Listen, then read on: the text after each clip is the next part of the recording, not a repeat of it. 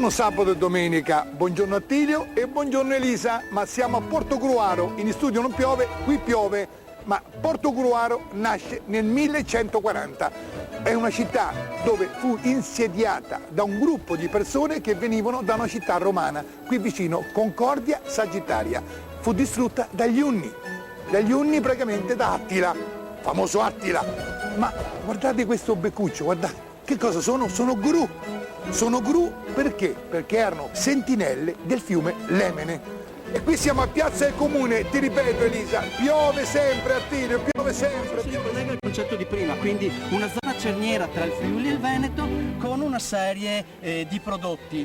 Oltre al formaggio poi abbiamo gli insaccati, dei quali qua abbiamo veramente, ecco, il montaggio richiama più il Friuli, qua abbiamo la soppressa che sicuramente questo io Luca volevo sentire questa parola, richiama il Friuli. Richiama il Friuli, il formaggio, questo invece è il Veneto. Tu ne conosci bene questi prodotti, sono prodotti che richiamano un'italianità con i prodotti macinati che servivano a utilizzare le carni macellate durante l'inverno, poi tutto l'anno insaccate. Ma adesso noi andiamo a sentire Enrico Bronzi. Dov'è il signor Enrico Bronzi? Eccolo qua, io corro perché sta piovendo. Buongiorno. Buongiorno a voi. Buongiorno, come va? Vedo che cosa stiamo ascoltando? Ma questi sono due dei giovanissimi talenti della nostra fondazione, che è la Fondazione Santa Cecilia, che è una realtà assolutamente straordinaria nel contesto di questo luogo e che ha tantissime attività che si concretizzano essenzialmente con il Festival dell'estate musicale, che porta ogni anno artisti internazionali importantissimi nell'ambito della musica classica, e ogni anno circa 450 studenti. Scusa un momento. Scusa, vieni, però anche tu stai suonando bene. Continua a suonare perché le tue note mi riempiono di gioia e di felicità. Grazie a voi. Grazie a te, grazie a te.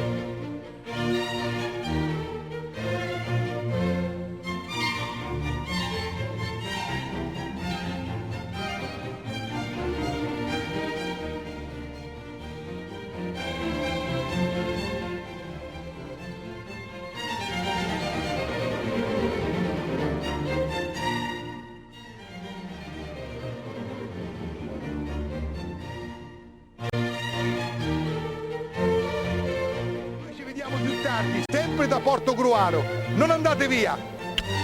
Tutto in qualche modo. Andiamo a Portogruaro con Gianfranco Vissani.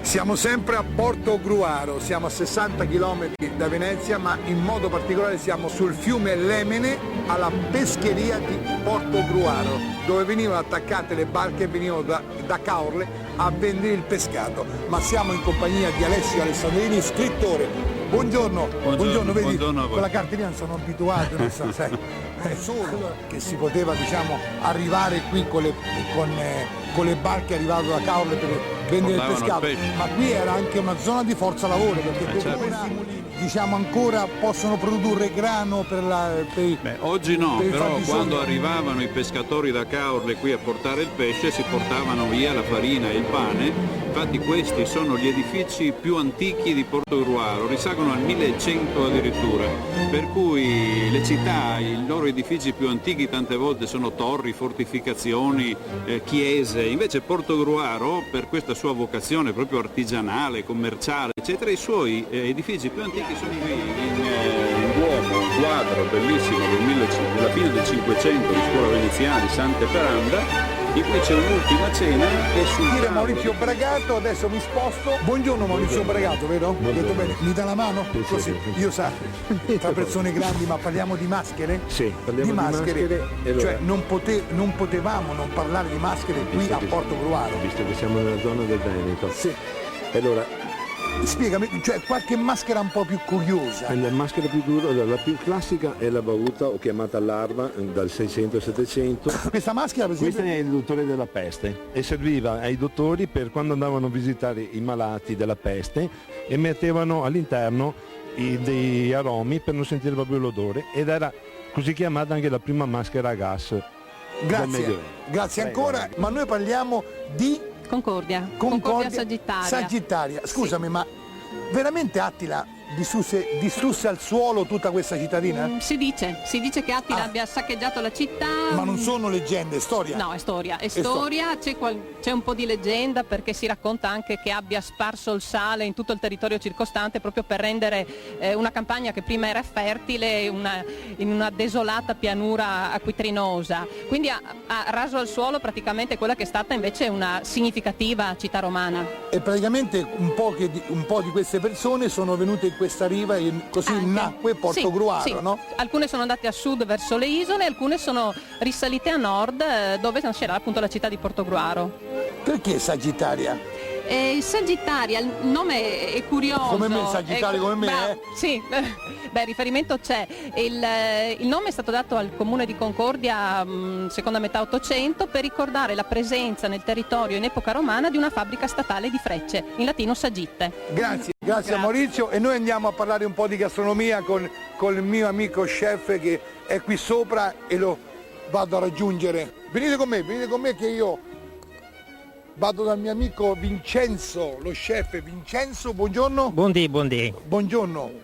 Aspetta, Vincenzo Morutto. Sì. Ma venite, i nostri cari amici di sabato e domenica estate, dovete venire a Portogruaro a veramente assaporare questi prodotti, perché le schie, la polenta, No, questa non è. allora le abbiamo Polenta? fatte in due maniere, con la polenta tenerella, fritte, le abbiamo fatte con la frittata, con la fortaia. Queste che sono? Queste sono le nostre sardine sour, Eccole! che non ci potevano È mancare. vero, è vero.